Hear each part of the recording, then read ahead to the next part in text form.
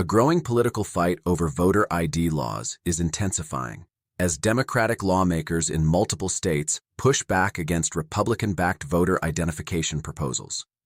According to reporting from the Boston Herald, Fox News, and the Badger Project, Democrats are opposing new or expanded voter ID requirements, while Republicans argue those laws are necessary to protect election integrity. Here's what is confirmed. In Congress and in several state legislatures, Republican lawmakers have introduced or supported bills that would require government-issued photo identification to vote in federal or state elections. Supporters argue these measures strengthen public confidence in elections. At the same time, Democratic lawmakers and voting rights advocates are opposing those measures, arguing that strict voter ID requirements can disproportionately affect certain communities and may restrict access to the ballot. In Wisconsin, for example, reporting from the Badger Project indicates Democratic lawmakers have proposed automatic voter registration measures through DMV systems, which critics say shift the focus away from identification requirements. In the next 60 seconds, I'm going to walk you through exactly what's confirmed, what's being claimed, and the one detail most coverage is skipping that changes how this unfolds. Stay with me, because once you see how these pieces connect, the entire situation looks very different. The deeper issue is not simply whether voter ID is popular. It is about institutional trust. It is about who sets election rules. And it is about whether political parties are responding to public opinion or reshaping the debate for strategic advantage. Supporters of voter ID laws often point to polling showing strong public support for identification requirements at the ballot box. Opponents argue that election fraud rates are low and that new ID rules may create barriers for lawful voters. Both sides frame the issue as protecting democracy. But the accountability question is this: are these proposals about security, access, or political leverage? We begin with confirmed facts. Let's lay out only what has been publicly reported and confirmed. According to reporting from the Boston Herald, Democratic lawmakers and aligned advocacy groups have voiced opposition to strict voter ID requirements, arguing that such laws can create barriers for certain voters. The article references long-standing partisan disagreement over whether voter ID enhances election security or suppresses turnout. Separately, Fox News reports that Republican lawmakers are advancing voter ID legislation at the federal level, including proposals backed by former President Donald Trump that would require proof of citizenship or government-issued identification for federal elections. Supporters argue these measures are designed to prevent non-citizen voting and strengthen confidence in election outcomes. In Wisconsin, the Badger Project reports that Democratic lawmakers introduced legislation that would automatically register eligible citizens to vote when interacting with the Department of Motor Vehicles. According to that reporting, the proposal would streamline voter registration but does not eliminate existing voter ID requirements currently in place under Wisconsin law. Here is what is verifiable. Voter ID laws already exist in multiple states, including Wisconsin. Requirements vary by state, but many mandate government-issued photo identification at the polls. Automatic voter registration policies also exist in several states. In those systems, eligible individuals are registered unless they opt out when interacting with certain state agencies. Polling over the past several years from various national outlets has shown majority public support for some form of voter ID requirement. However, advocacy groups continue to debate how those policies impact turnout among minority, elderly, low-income, and rural populations. There is no confirmed evidence presented in these reports indicating that Democrats are seeking to eliminate all voter verification measures nationwide. Rather, the debate centers on how strict those requirements should be and whether alternative systems like automatic registration sufficiently safeguard election integrity. At the federal level, no nationwide voter ID mandate has yet been enacted. Proposed bills remain subject to legislative process and debate. Those are the confirmed elements. Now we separate political messaging from documented reality.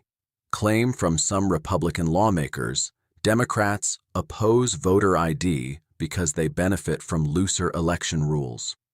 Reality: public statements from Democratic lawmakers and advocacy groups frame their opposition not as rejection of identification entirely, but as concern over strict ID requirements that they argue may disproportionately affect certain voters.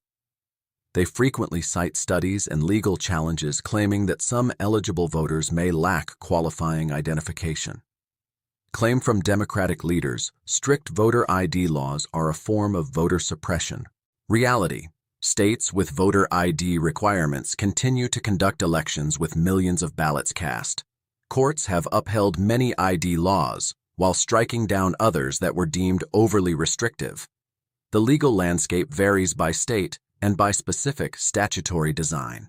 Another claim circulating in conservative media is that voter ID is universally popular, and therefore opposition must be politically motivated.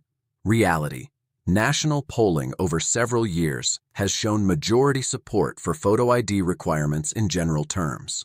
However, the specifics of implementation, what forms of ID qualify, whether IDs are free, how provisional ballots are handled, can significantly affect public opinion. On the other side, some progressive activists argue that voter fraud is virtually non-existent and therefore additional ID measures are unnecessary. Reality: confirmed cases of voter fraud historically represent a very small percentage of total ballots cast. However, proponents of voter ID argue the issue is not just documented fraud, but perceived integrity and public trust. Here's the detail many headlines skip. The debate is less about whether identification exists and more about who controls the system architecture, proof of citizenship requirements, database cross-checking, automatic registration systems, and ballot verification processes. Both parties use language that simplifies the issue. Protecting democracy. Protecting access. The tension is between two policy priorities: security safeguards and participation expansion. The public debate often compresses that into partisan soundbites. The underlying policy mechanics are far more technical. Now we examine the accountability question: who is making these decisions, and who benefits? At the federal level, members of Congress are introducing voter ID proposals. Those bills must pass both chambers and receive presidential approval before becoming law.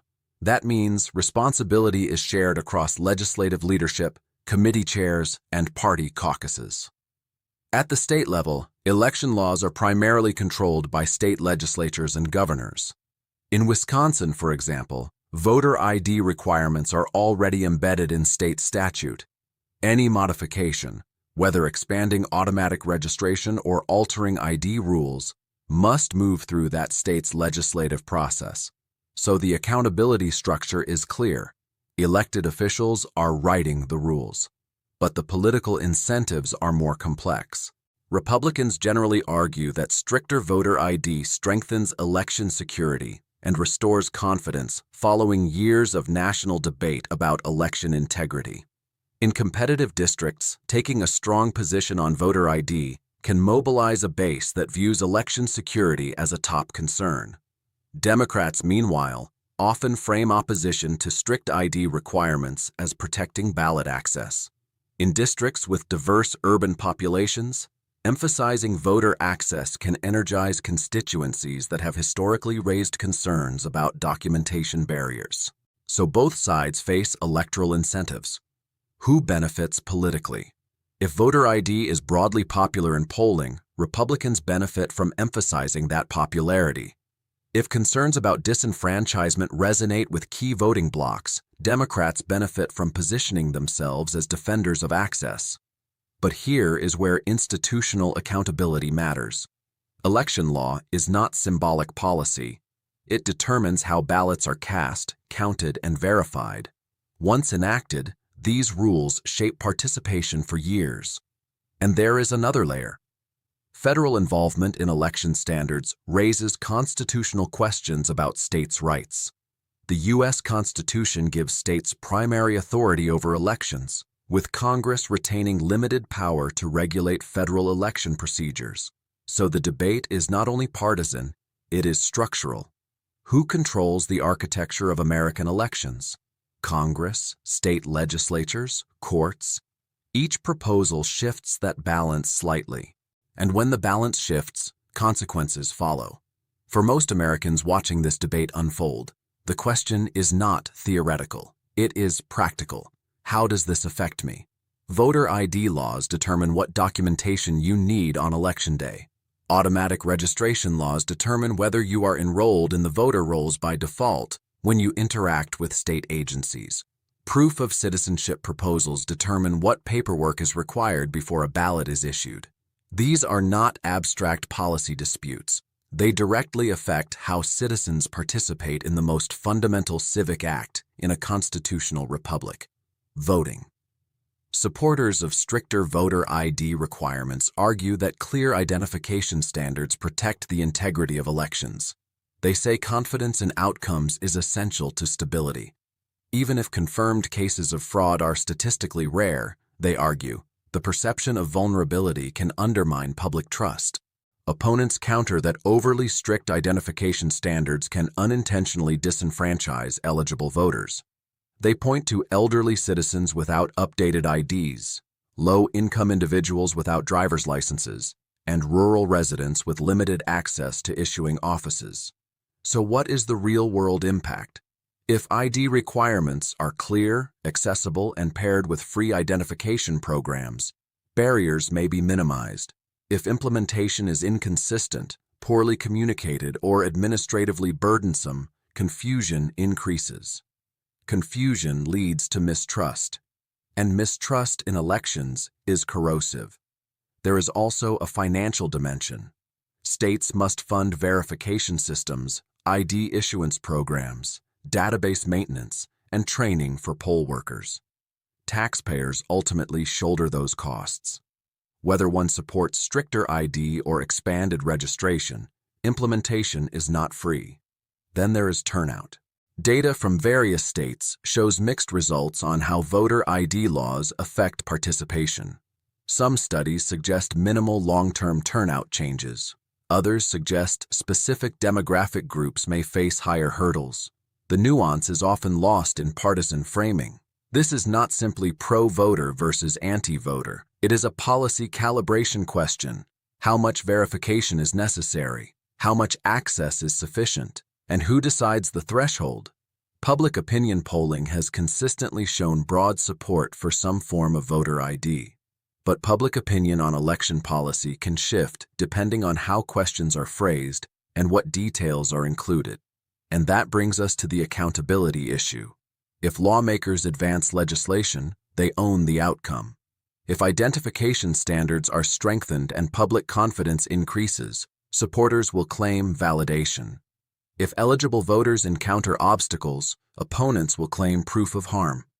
Either way, elected officials will face voters. There is also a longer-term institutional question. Repeated election disputes over the past decade have strained public trust. Restoring confidence requires transparency, clarity, and consistency, regardless of party. That means clear communication of rules, clear evidence-based policymaking, clear constitutional boundaries respected. The strongest safeguard in a democratic system is not a single law. It is public confidence that the system is both secure and fair. Tonight, here is what remains confirmed. Republicans are advancing voter ID proposals. Democrats are opposing stricter versions and promoting alternative registration systems. States like Wisconsin are debating how automatic registration interacts with existing ID laws. No nationwide mandate has yet passed. What remains unsettled is how far Congress will go, how courts will respond, and how state legislatures will adjust. That is what we will watch, because election law shapes every other policy debate. It shapes who votes, it shapes who governs, and ultimately, it shapes the direction of the country. This conversation is not ending soon. Subscribe for updates. We follow the facts.